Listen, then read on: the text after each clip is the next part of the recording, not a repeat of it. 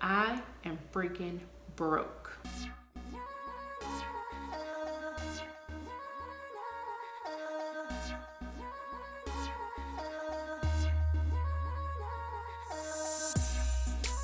What's up, guys? Welcome back to my channel. If you are new here, please go ahead and click the subscribe button down below and turn on notifications so that you will be alerted every time I get a new video. So today I'm going to be talking about my decision to start the Dave Ramsey debt-free journey, because y'all, I am freaking broke. In my opinion, because I'm not a millionaire, I'm broke. I'm not where I want to be. But that means I need to do something with my finances to help get me there. I had to finally admit that I may not know much about finances as I thought I did. And I was pretty much just like winging it, because I have money in stocks, I have money in savings, but I still have debt. So I'm like, I don't think I'm doing this in the right order, you know, or just putting money places and hoping that it works out. Like, there has to be something better there. So I had to finally go with a plan. And I've heard about Dave Ramsey for a while, but I think honestly I didn't want to do it because I didn't realize how hands-on it was. I started doing research and watching like videos and things like that, and I realized that it's not what I thought it was. So I'm actually very, very excited to get started, and I'm doing this video so that you guys can hopefully hold me accountable, and maybe you guys will even join as well so that we can do it together and, you know, achieve some of our goals here. So before starting Dave Ramsey, there were 3 things that I wanted to get done. The first one was to learn more about Dave Ramsey and about his program and about the journey, and kind of really get an understanding on what I was about to be doing. And then that did 2 things for me. For one, it motivated me. It showed me exactly how I can get where I want to go as long as I follow the proper steps, handle my finances properly. And it motivated me because it showed me, you know, other people who've been able to do it and exactly how it's possible. The second thing it did, it gives you like tips and ideas of how you can handle your finances when those obstacles come up, those things that are normally like, oh my gosh, this is an emergency, let me take out the little bit of money that I had in savings to take care of it. It's how to overcome that, because it seems like every time you start saving, an emergency comes up. How do you get past that exactly if it really is something that seems like an emergency? If, you know, you need to get to work every day and you get a flat tire, why, you know, how am I supposed to possibly work around that without taking money out of my savings? So it did those 2 things. It motivated me and it taught me, and so that's what I needed it to do. The second thing that I did was I had to make a commitment to myself.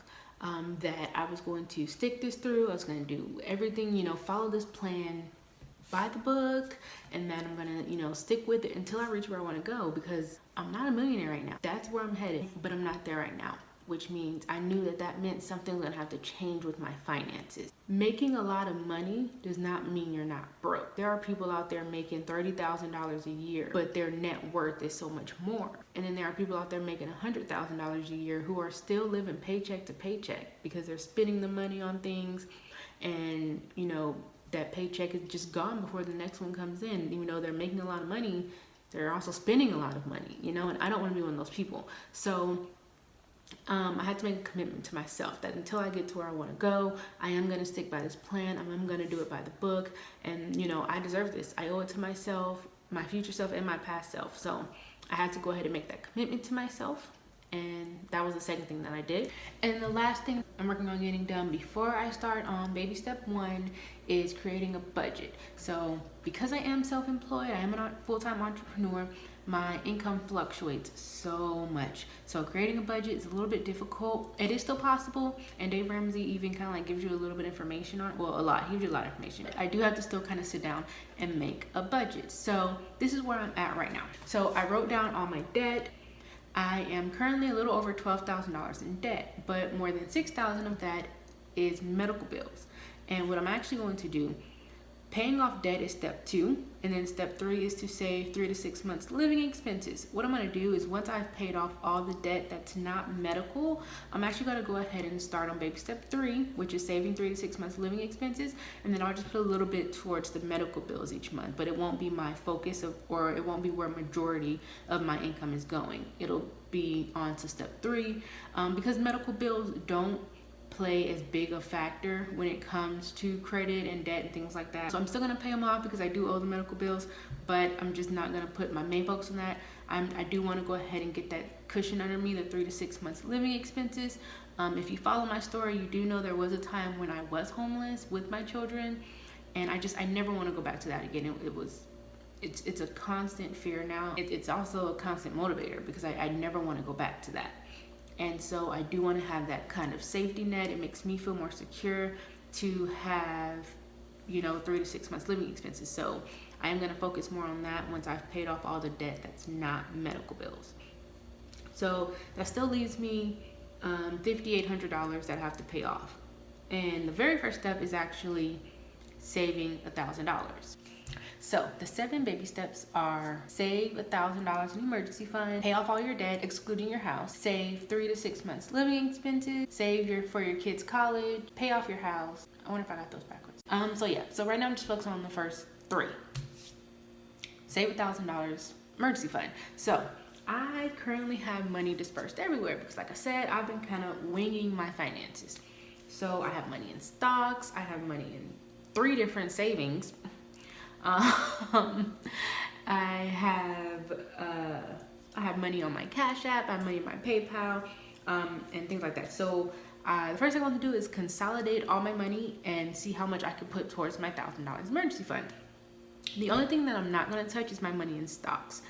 Especially if you follow me on Facebook, then you know I have stocks in 3 places. I have stocks in Synergies, I have stocks in Pinterest, and I have stock in Rite Aid. My Rite Aid stock was steadily decreasing, steadily. And I'd actually been thinking about selling it for a while because it was just getting worse and worse. And I found out later that Walgreens had just bought out Rite Aid. That was me not doing my due diligence when I first invested in stock, because a company that's been bought, the stock's always going to drop. So I did not know that, so I invested in them, and it was just dropping and I was like losing money. And I know you're supposed to buy low and sell high, but it's harder to do when you're like looking at your money dropping and you're like, if I don't do anything, like it's just going to keep on happening until like all my money's gone. But I left it alone. I didn't sell it, and I checked it today and it actually went up. So I was very happy about that. But either way, I decided I'm not going to sell my stocks. I'm going to keep my stocks where they are, but consolidate the rest of my money and put that towards my emergency fund. And that actually came out to be, about $400. So I put the $400 in baby step 1.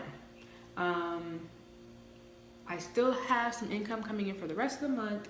So, and I know that by the time the month ends, I will be able to put the other $600 towards my emergency fund. So that actually puts me on to baby step 2, which is the debt. So I wrote down all my debt. All in all, I owe a little over $12,000 in debt. More than $6,000 of that is medical bills. So what I'm actually going to do is pay off my debt that's not medical bills, which is 4 accounts. I have 4 accounts in debt. I'm going to pay those off, and then I'm going to move on to baby step 3. While I'm in baby step 3, I'll still be putting a little bit towards medical bills, but I don't want to get hung up on baby step 2 for medical bills when I really want to go ahead and knock out baby step 3. So if you follow my journey, you do know that there was a point in time where me and my children were homeless, and that's definitely a place that I never want to go back to. It's a very strong motivator for me to get my finances in order, but it gives me a sense of security to have that safety net right there, having 3 to 6 months living expenses. So I'm going to get paid off the debt that's, like I said, not the medical bills, because medical bills don't play that big of a factor when it comes to credit and when it comes to decisions like that. There's no interest on them, anything like that. So I can kind of take my time paying those off. So I'm going to pay off everything that's not the medical debt. That's not a Dave Ramsey thing. That's a Dove deciding what's best for Dove and her family thing. So, if you're following Dave Ramsey, I don't want y'all to think that like Dave Ramsey said that. This is a decision that I made to pay off this debt and then move on to baby step 3. So what I'll do, I'm going to check back in next week. I'll do these once a week, so I'll check back in next week. Like I said, by the time my next video is released, I'll have the other $600 in the rest of my emergency fund, and I will be working on paying off my debt. So I will check back in and let you guys know how that's going, as well as kind of giving you guys a little bit on how I plan to bring in a little bit of extra income in the meantime to be able to save more and to be able to put more towards stuff. So there are a couple different things that I've been looking at. So I'll let you guys know what I decide on how to kind of bring in a little bit of extra income that doesn't take too much, because I am a full-time entrepreneur, as well as a full-time single mom, as well as a full-time college student. So it's not like I have a buku load of free time. I have none. I have no free time whatsoever. So I'm looking into ways that don't take a lot of time, a lot of energy, just bring a little bit of extra income. I don't need a lot, you know, a couple $100 a month will help me knock these out faster, and start being able to move on and save as much as I can. So definitely be sure to check back in next week and find out how that's going with saving the rest of my emergency fund, paying off my non-medical debt, and bringing in extra income. Thank you guys so much. Again, if you are new here, go ahead and click the subscribe button down below. Give this video a big fat thumbs up and turn on those notifications so that you'll be alerted every time I post a video. Thank you guys so much for watching, and I'll see you later. Peace.